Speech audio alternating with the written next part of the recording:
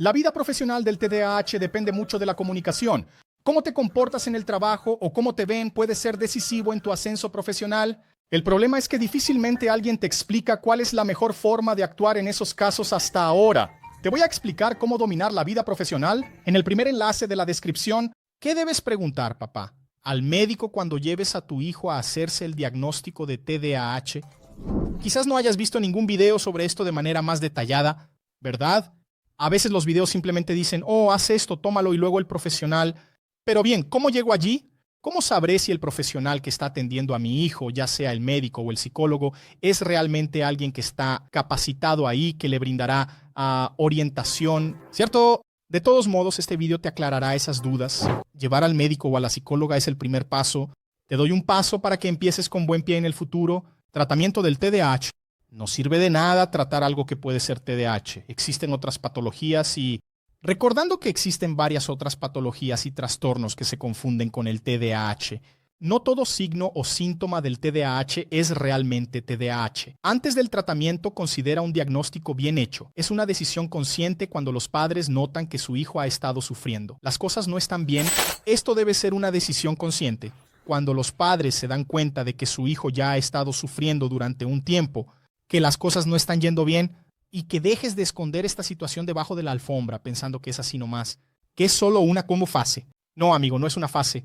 Cuando tienes dificultades latentes, cuando la escuela te llama y te dice de una manera o de otro que tu hijo se está diferenciando del resto de la clase, es decir, hay cosas, comportamientos y reacciones de tu hijo que prácticamente solo él hace y el resto de la clase no lo está haciendo. El resto de la clase, la media de los alumnos, está logrando tener una reacción mucho mejor a las enseñanzas, a las actividades escolares, y tu hijo no lo está. Entonces no ignores eso. Eso es una señal importante de que sí, algo está mal, no está bien, y ahí debes llevarlo a los profesionales para saber qué está pasando. Un punto muy importante es que te prepares para la primera consulta, y esto es importante para que te prepares con anticipación. Es muy interesante que ustedes, padres, hagan una lista de lo que más les preocupa con respecto a su hijo. No temas pensar que estás siendo demasiado duro, pero o pensando que es demasiado generalmente cuando hay una pequeña inquietud con respecto a la socialización, con respecto a seguir el ritmo de la clase, es decir, todo lo que estás viendo que no está bien, no es un exagero tuyo. Tu intuición tiene que ser tomada en cuenta. Tienes que tomar esto realmente en serio, anotar y llevarlo a tu médico, a la terapeuta que va a iniciar el proceso de diagnóstico. Hago un añadido aquí diciendo lo siguiente. Suelo decir que el mejor profesional al que debes ir primero es el médico neurólogo. Está bien, porque él ya podrá ayudar a excluir o no algunas comorbilidades. Es interesante que él sea el primer profesional ahí, pero también es fundamental que él vaya al menos a la psicóloga, ¿está bien? O el neuropsicólogo, donde este profesional también aplicará varias pruebas y observará también algunos matices. Otros profesionales también son importantes. Ya hice un video sobre eso, sobre la guía del diagnóstico, lo que es importante. Es importante que hagas primero o no, ¿verdad? ¿Cuál es el primer profesional al que debes ir y debe aparecer en esta tarjeta aquí? ¿Cuál es ese video que ya hice, pero no lo veas ahora? Sigue firme aquí conmigo en este video, que hay más cosas importantes que tengo que decirte. Haz una relación de los ambientes. ¿Cómo es en casa, en la escuela, con los vecinos, con los parientes? Cada uno de estos temas, tú listas los comportamientos, las situaciones, las matices que te preocupan.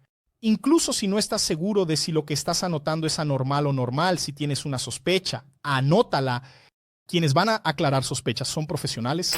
En una segunda lista, menciona también tus percepciones sobre la madurez, la inteligencia, problemas con los sentidos de ese niño que percibas, audición, visión, tacto. También lista si ves episodios de agresión o agresividad. Si hay señales claras de poca atención, es decir, un determinado déficit de atención en algo, etc. Y si es posible, si crees que ya tienes esa apertura, ve también a la escuela de tu hijo y recoge ese informe de la profesora y de la coordinación. No esperes que los profesionales, por ejemplo, el médico, la psicóloga con la que vas a contactar, pide ese informe a la escuela de tu hijo, porque no, todos lo solicitan. Voy a hablar de eso en un momento. Está bien, pero cada tratamiento, cada diagnóstico, el profesional lo hace a su manera, no hay forma de estandarizar. Lo que te estoy dando aquí es una guía de las mejores actitudes que puedes tener para que puedas recopilar, está lo más posible, para que sea lo más posible Es provechoso ese momento en la etapa del diagnóstico en el que estés frente al médico y la psicóloga o el psicólogo. Es decir, también pide ese informe de percepciones de la escuela en relación a tu hijo. Y aunque a veces no estés de acuerdo con ese informe, créeme, la escuela no está prestando atención en el pie de tu hijo, ella no odia a tu hijo. Está bien, a veces es difícil escuchar una crítica sobre tu hijo, pero llévalo tranquilo, ligero, al especialista para que eso se resuelva.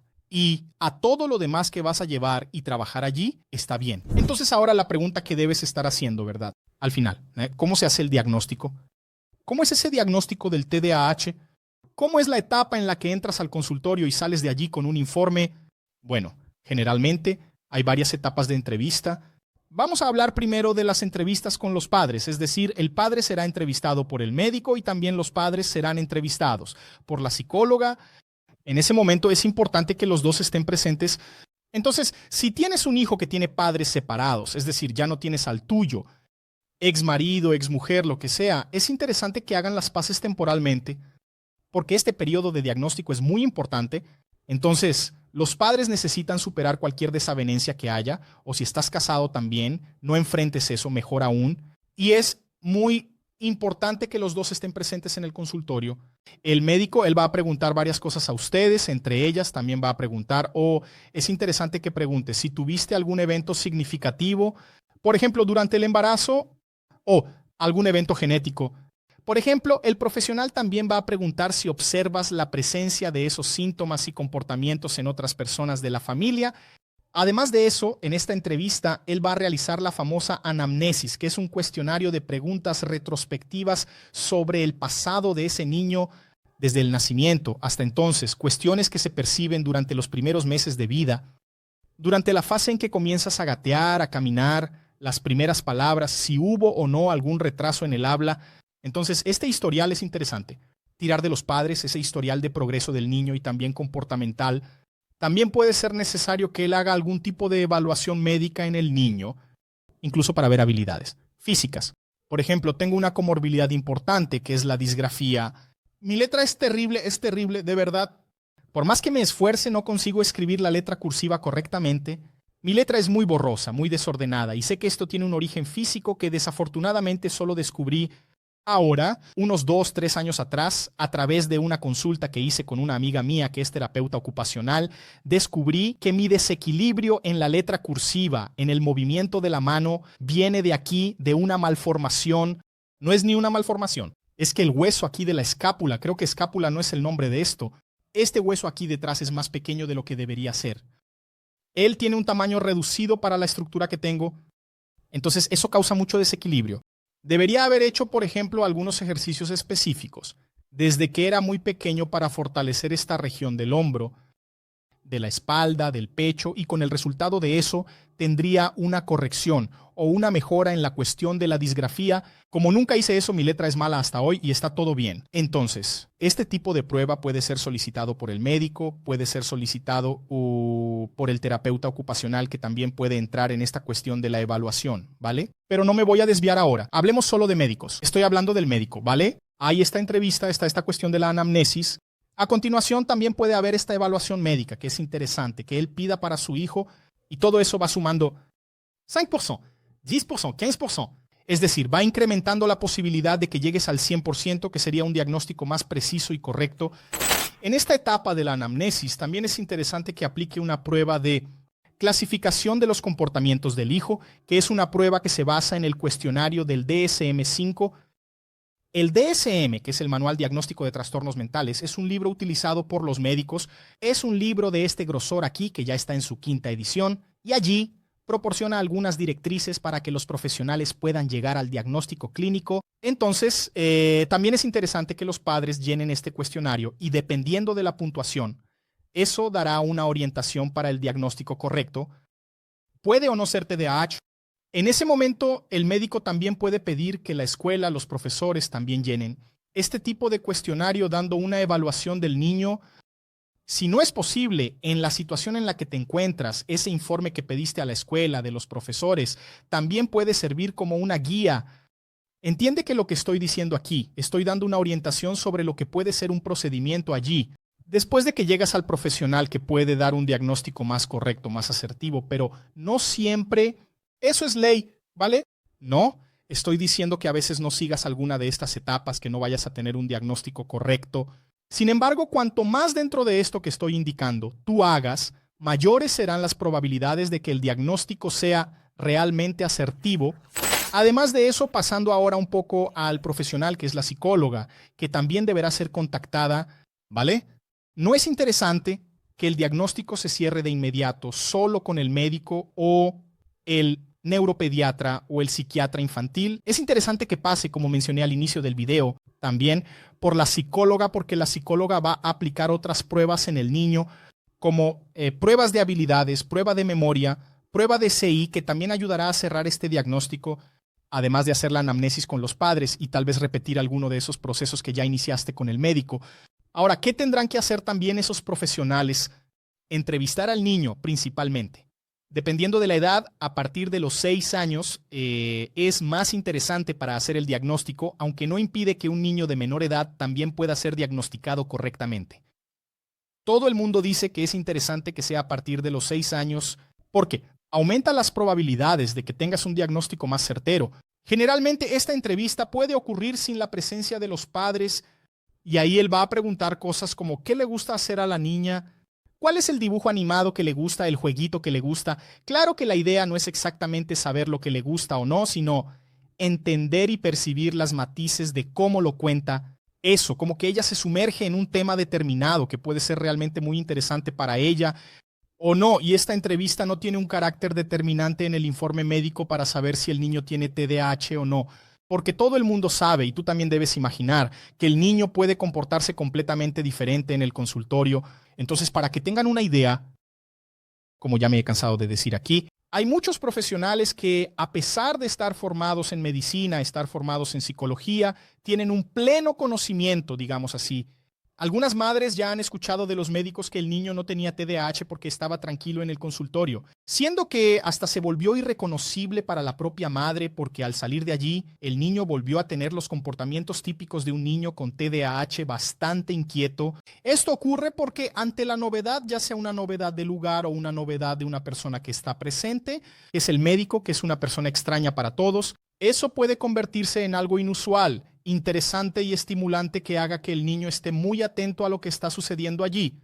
Entonces, algunos niños sí van a empezar a bajarse de la silla y a caminar por el consultorio y a empezar a... Si hay cosas que el médico tiene, por ejemplo, unos libros, van a empezar a querer subirse a la estantería. Y eso también ya forma parte de la evaluación. El médico va a estar atento al niño. También puede haber niños que, ya sea en presencia o no de los padres, se comportarán de manera completamente atípica, es decir, quedándose tranquilas, cuando en realidad tiene un comportamiento más, digamos, hiperactivo. No me gusta ese nombre así, pero es un comportamiento más inquieto, digamos así. Entonces el médico tiene que saber que el hecho de que ese niño esté temporalmente comportado en el momento presente es también una característica del TDAH que puede, en algunas situaciones diferentes a lo común, ¿no?, diferentes del patrón trivial, elevar su nivel de neurotransmisores, de estímulo mental, y así ella logra tener un desempeño y percibirse mucho más en la situación. Además de las preguntas sobre los pasatiempos, sobre lo que al niño le gusta o no le gusta hacer, también preguntarán sobre la escuela. ¿Qué piensa el niño sobre esa escuela? ¿Cómo están tratando las personas? Ella allí, si el niño se da cuenta de que hay algún tipo de problema con él, si ella se percibe un poco diferente, si siente que los niños la tratan diferente o si la profesora la trata diferente también. Todo esto va a formar parte de la entrevista con el niño. Preguntas también del tipo qué le gustaría que cambiara en la escuela, qué podría ser mejor, qué podría mejorar, digamos así. Y también, por último, el médico puede preguntarle de una manera directa o no, dependiendo de la edad, si ella se da cuenta de que tiene algunos de esos síntomas típicos de los niños que tienen TDAH. Bueno, como ya sabemos, el diagnóstico para el TDAH es predominantemente clínico. No hay necesidad de que hagas ningún otro tipo de examen, como por ejemplo un análisis de sangre o un examen de imagen para que tengas un diagnóstico de TDAH o no. Sin embargo, si en toda esta situación el médico o incluso la psicóloga te orientan a que te hagas un examen del tipo electroencefalograma, algo en ese sentido, hazlo, está todo bien.